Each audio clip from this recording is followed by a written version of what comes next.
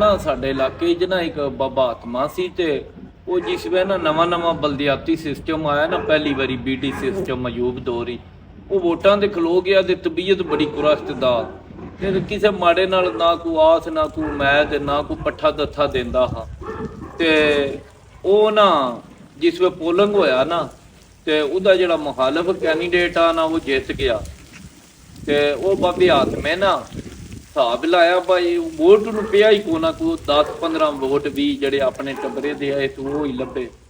उन्हें आख्या बा कुछ स्कीम है जी लावा माड़िया नूं ते मैं मत दियां। उन्हें ना सारे लोग दी ना उन्हें आख्या बा सारिया माड़िया दी ना रोटी है वो फिर माड़िया भरावां नूं आदत होंदी है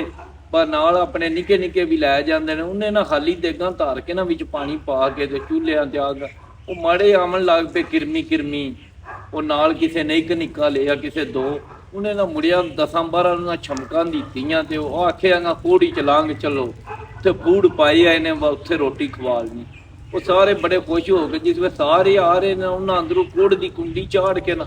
उन्हें फंड के ना उन्हें आखेआ भा वोटां दी वारी दूजा घर